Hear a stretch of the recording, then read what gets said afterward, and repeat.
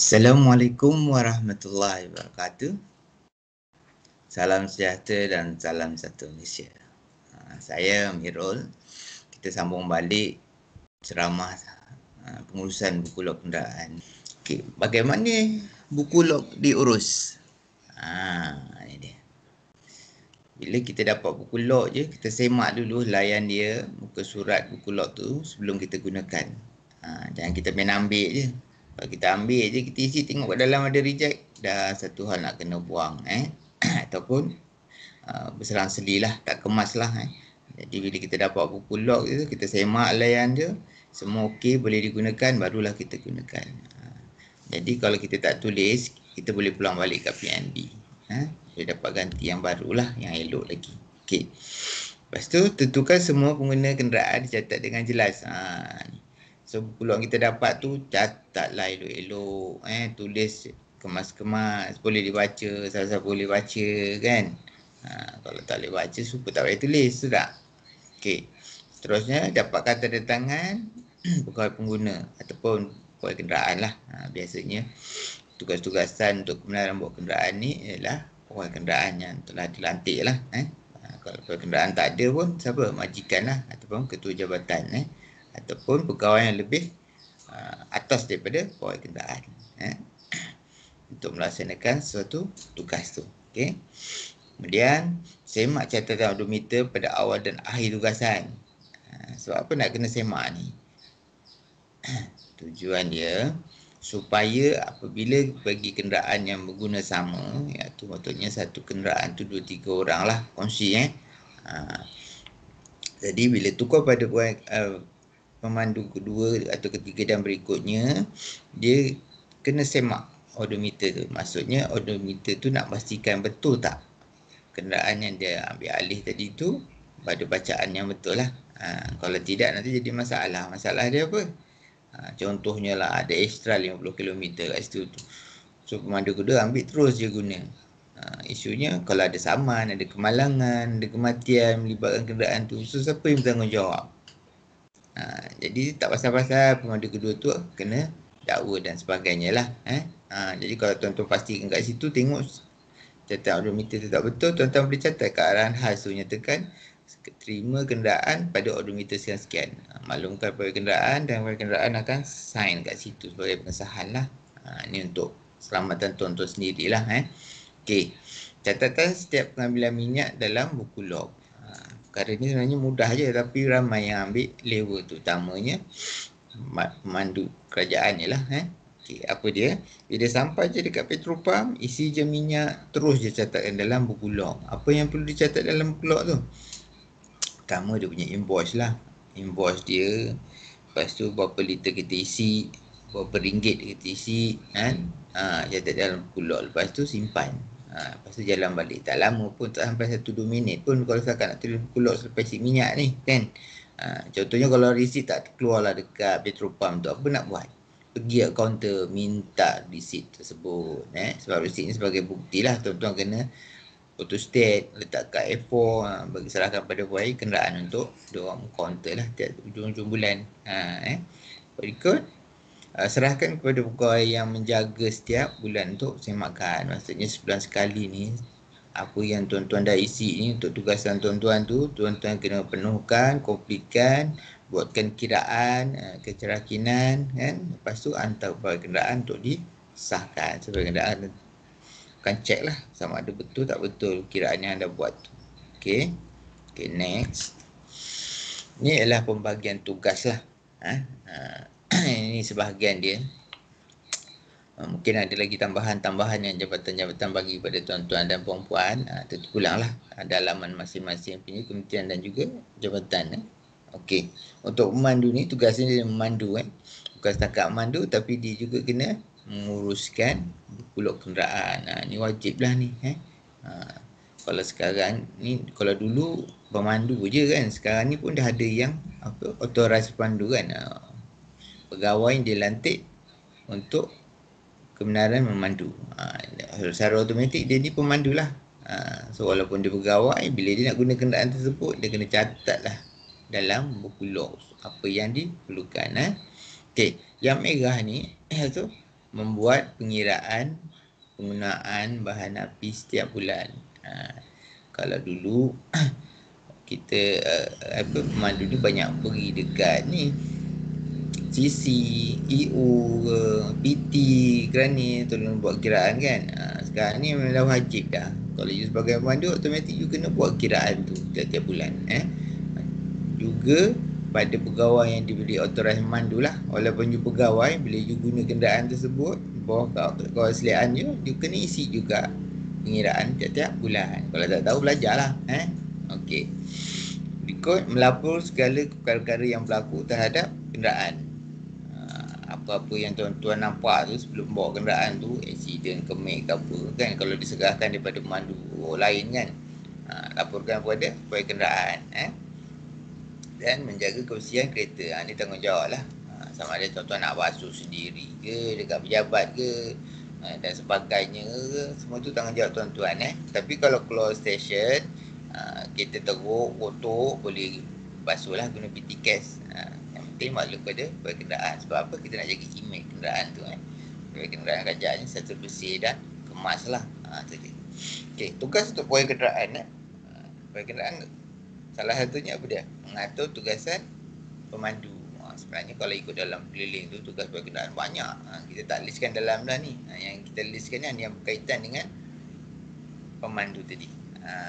Selain mengaturkan tugas-tugas tu, semak semua catatan berpulak yang pemandu buat tu betul tak betul, kemas ke tak kemas sebelum pengesahan kiraan tiap-tiap bulan bahan api tu. Okey, lepas tu ada lagi tambahan dia. Apa dia? Ulasan yang warna merah ni. Ulasan analisa penggunaan bahan api 6 bulan sekali. Ini dah jadi wajib lah. Sebab kita dah masukkan dalam keliling, jadi kena buat lah 6 bulan sekali. Analisa ni ada dalam di mana lampiran C4. Tuan-tuan boleh rujuk lah dekat situ. Okey, lepas tu mengatur periksaan dan penyelenggaraan kenderaan. Ini macam jadual servis lah. Schedule servis. So kena ikutlah seperti mana yang yang dicadangkan oleh penguat. 1,000 yang pertama, lepas tu 5,000 berikut dia, ataupun 7,000 berikut dia, ataupun 10,000 berikutnya, bergantung pada model lah, model-model kenderaan tersebut. Okey, ketua jawatan apa kena buat? Ada juga ketua jawatan ni, ataupun buat pemeriksaan mengejut bila perlu, sekurang-kurangnya setahun sekali lah. Jangan duk main serah bulat-bulat, jadi hal kereta pun tak tahu, problem juga. Okey. Lepas tu mereka juga, ketua jabatan juga ni dikendaki untuk buat ulasan juga. Untuk analisa penggunaan bahan api tahunan. Maksudnya setahun, bahan kenderaan tu kena buat 6 bulan. Maksudnya ada 2 lah. So ulasan yang bahan kenderaan dah buat tu, ajukanlah pada ketua jabatan untuk dia buat ulasan. Lepas tu masukkan dalam bahan kenderaan. Okey. Berikutnya mengambil tingkatan ke atas perkara-perkara yang tidak mengikut peraturan. Ini macam-macam hal lah ni. Kalau benda-benda yang tak ikut peraturan, tak ikut keliling, yang satu kesalahan ni, ketua jabatan kena ambil tindakan lah. Jangan buat dek je. Ataupun ketua jabatan pun 2 kali 5. Ni problem lah kalau macam ni. So, ingat tu ketua jabatan. Okey. Untuk pengguna pula, pengguna kereta apa yang dia perlu isi? Nama dan tanda tangan tu. Pengesahan digunakan kenderaan tu. Dia dah guna, diisi, dia sign lah situ. So, ini ingatan pada pemandu. Kalau bawa guna, minta dia sign awal-awal kat pulak tu masih dalam kereta. Jangan dah sampai bawa nak ulu batu pulak. Selamat ada tak isi. Okey, faham tu? Okey, jika tiada pengguna, pemandu tu dah adalah pengguna. Maksudnya tuan-tuan ni dia hantar, suruh pergi hantar dokumen, hantar surat, hantar barang ke. So, siapa penggunanya? So, tuan-tuan sendirilah pemandu sebagai pengguna. So, tuan-tuan lah kena tulis nama dan juga tanda tangan di ruang pengguna. Itu pun tak faham. Okey. Jika tetamu, pelawat ataupun pengguna adalah urusan rasmi, siapa dia? Yang ini kalau tetamu lah, kita bawa tetamu, kita bawa pelawat untuk urusan rasmi lah. Tak rasmi tak boleh lah gunakan dengan kerajaan ni. Orang yang mohon, siapa yang perlu ni? Itu urus dia lah, urus dia ataupun orang yang mohon. Okey, alright, teruskan. Okey, apa kesilapan yang dilakukan dalam menguruskan pulak ni? Sebenarnya banyak lah, macam-macam Kalau kita buat audit tu macam-macam kita jumpa dan kita tegur, kita minta dibuat penambahbaikan lah. Yang paling mudahnya ni lah, tidak menyalin helaian muka surat bila terima buku log baru. Bila buku log habis je, bagi buku log baru, terus dia tulis tugasan arahan. Lupa dah nak isi yang pengenalan yang pertama tadi, apa nak kena isi, pengenalan, jabatan, nombor kenderaan dan sebagainya. Benda-benda tu kena isi lah. Maklumat kenderaan. Maklumat kenderaan tu salin je daripada buku lama. Janji dalam tu buku log tu penuh, lengkap. Senang orang nak rujuk, senang orang nak tengok. Kalau apa-apa berlaku, rujuk je dalam tu. Jangan biar kosong. Malas sangat nak isi. Benda mudah je, kan? Okey. Berikutnya, tidak menyalin semula maklumat kenderaan yang saya kata tadi itulah, dan juga bacaan odometer terakhir di dalam buku log kenderaan. Sebab apa? Odometer ni kita minta dia berterusan sebab dia kena salin balik. Yang pertama tu biasanya setiap helaian lah. Helaian ke helaian berikutnya tu dia continue, kita sambung dia punya odometer. Dan juga bulan-bulan pun berterusan, dan juga buku baru pada buku lama. Jangan lupa isi tu. Okey. Kemudian apa dia? Tulisan tidak terang. Tak terang, tak jelas, tak boleh baca. Kadang yang tukang tulis sendiri pun tak pandai nak baca, dah tak faham dah. Baru beberapa hari belum berbulan. Kalau bertahun tak tahulah apa nak kata kan. So tulisan tu biarlah kemas, bukan tulis tu hanya nak lepaskan mata di tangga, tapi tulis tu biarlah semua orang faham. So kalau berlaku kes ke apa benda berlaku, semua orang baca pun orang faham. Selamatlah tuan-tuan. Ini tulis main ikut suka je lah, jaga diri sendiri. Selamatlah kau. Okey, faham tu? Berikut, tidak menggunakan kertas karbon semasa membuat catatan dalam buku log ataupun kertas karbon tu dah lusuh, dah lama lah. Ni macam jabatan yang kedekut-kedekut lah ni. Bagi karbon selai je, guna sampai sebulan, setahun. Memanglah masak kan. Bukan susah nak tukar karbon tu, tiap-tiap minggu boleh tukar baru. Betul tak? Usahakanlah buat kenderaan tu, ingat. Okey, berikut catatan asal tinggalkan dalam buku log. Ni pun satu juga ni. Catatan asal yang merah ni kan.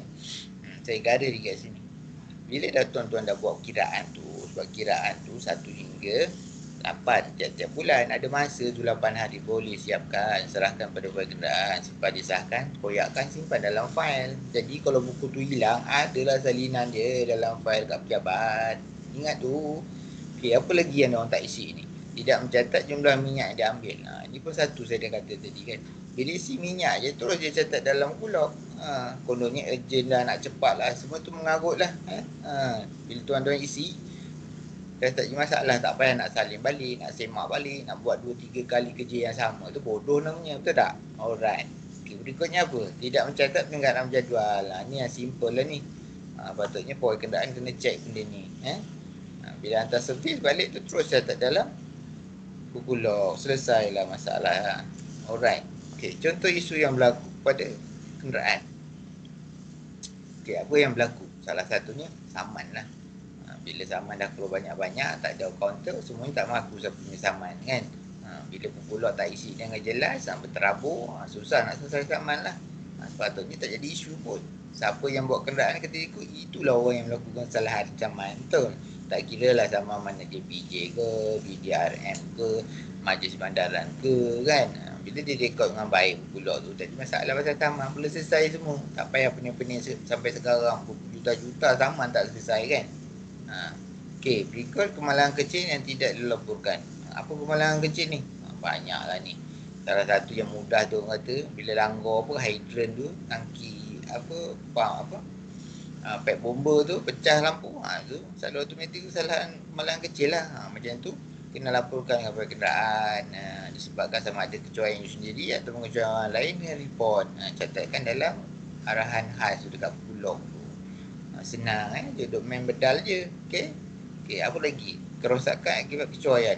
Kecuaiannya ada banyak lah dah tahu minyak dia dah kering, kau bedal je, jam enjin tu, tu nama kecuaian lah tu. Dah tahu buat apa, radiator bocor, kau bedal je, jam lagi. Sama lah. Ataupun banjir, dah tahu banjir kau redah, maksud tu tenggelam terus lah dengan enjin-enjin yang kau sekali selamat. Okey, kecuaian lah. Okey, apa lagi? Pengantian nak ganti tanpa kebenaran. Ini orang yang rajin suka menukar-nukar barang lah ni. Tengok alat ganti sama dengan kereta sendiri, pergi swab. Banyak-banyak swab. Ni kalau kenderaan seminggu memang selalu kena check lah ni. Memang kena ganti balik lah. Kalau kenderaan kerajaan tu pandai-pandai lah payah kenderaan macam ni nak buat. Okey. Apa lagi? Penggunaan minyak ataupun kenderaan pergi tujuan lain. Ini pun satu lah. Susah lah. Bukannya sekat pemandu. Sekarang bos-bos pun 2x5. Ni kena ingat ni. Okey. Jadi minyak kerajaan ni hanya guna untuk rasmi. Sama juga dengan kenderaan tu. Guna untuk rasmi saja. Kalau tujuan lain tanggung-tanggung sendirilah. Ya. Okey, baik. Berikutnya tuntutan dari pihak ketiga disebabkan oleh kemalahan tidak laporkan. Ini kadang pun berlaku jugalah. Tengok nampak macam simple je. Boleh lebih kurang je kan. Tak nak report buat senyap-senyap. Lalaskan tol. Kan? Masalah juga. Salah satu apa dia? Banyaklah kalau nak sebab ni. Syukurlah macam kita langgar pasu bunga kan. Tepi jalan kan. Pasu bunga besar langgar pecah. Lepas tu buat senyap tinggal je kan. Tak laporkan tak apa. Tiba-tiba majlis tengok nampak kat gambar tu siapa pecahkan pasu bunga. Kena tuntut bayar puluh-puluh ribu. Masalah kau. Benda-benda macam ni lah kan. Lain kali kena laporkan. Jangan senyap-senyap. Nanti bala tanggung sendiri. Alright. Next. Ini contoh buku log lama lah ni. Buku log lama ni tak tahulah, mungkin ada lagi yang guna kot pergi jabatan daerah yang kecil-kecil kat state tu, beli berbakul-bakul, lepas tu tak habis nak isi kereta, cuma sebiji je. Jadi terpaksalah guna juga sampai habis supaya kerajaan tak mengalami kerugian disebabkan buku tu tadi. Kena ingat tu. Bila guna buku lama, kiraannya cara lama lah. Jangan lupa cara lama ni patut dah mahir lah. Kalau dapat buku baru, baru boleh guna buku yang baru. Kita tengok buku berikut dia. Ini buku baru. Yang buku baru ni adalah penambahan sikit. Kalau tuan-tuan tengok kat sini, tepi ni sebelah kanan saya ni, arahan khas pengguna kenderaan. Sebelum ni tak ada lah. Dengan bawah ni kita masukkan kolom. Kita kasi kotak-kotak ni lah. Kononnya nak bagi mudah lah. Tapi harap-harap dia jadi mudah lah. Okey, macam mana perbezaan yang buku lama buku baru ni? Kita tengok next. Ni dia. Perbezaan kaedah pengiraan penggunaan bahan api dalam buku lama dan baru. Bezanya di mana? Bezanya hanya di sini lah. Kalau dulu kita gunakan yang A, B, C, D ni kan. Sekarang ni kita guna yang sama tapi kita dah rangkumkan dalam sini. A campur B tolak dengan D. Kalau dulu sebaris kat sini, sekarang dah jadi satu. Lepas tu kalau dulu sini kena dapatkan 100 km berapa liter kan. Sekarang kita dah mudahkan. 1 liter berapa jauh dia boleh bergerak. So mana mudah. Mungkin orang lama mahir yang buku lama lah. Bagi orang baru ni mungkin buku baru ni lagi mudah. Okey. Apa-apa hal pun macam inilah dia punya formula dia. Seperti mana yang saya kata tadi tu, bila kita nak kira 1 bulan penggunaan minyak tu mesti dia ada 3 perkara. Apa 3 perkara dia? Pertama tu minyak bulan lepas lah. Bulan lepas tu jangan lupa dia ada dalam tangki, kita akan gunakan sekali dalam bulan yang sama kan. Kalau dulu jumlah dibeli, yang sekarang ni yang kita isi tiap-tiap bulan tu dalam bulan yang sama, itulah yang kita guna. Lepas tu tolakkan dengan lebihan. Maksudnya bila dah habis hujung bulan nak masuk bulan baru kan ada lebihan yang kita bawa ke bulan berikut dia. So lebihan tu kena counter lah, kena tolak. Tolakkan dalam penggunaan minyak sebulan tu, barulah kita dapat kiraannya betul-betul 1 bulan tu kita bakar habis minyak dia. Ini salah satu contoh lah. So yang lain tu tak susah lah. Dia masukkan bulan, jumlah jarak sebulan dengan ringgit yang kita beli. Lepas tu kadar dia ni nak pastikan yang B tu mestilah betul-betul minyak sebulan kita guna, bukanlah campur lebihan ataupun sebagainya. Barulah dapat kiraannya betul.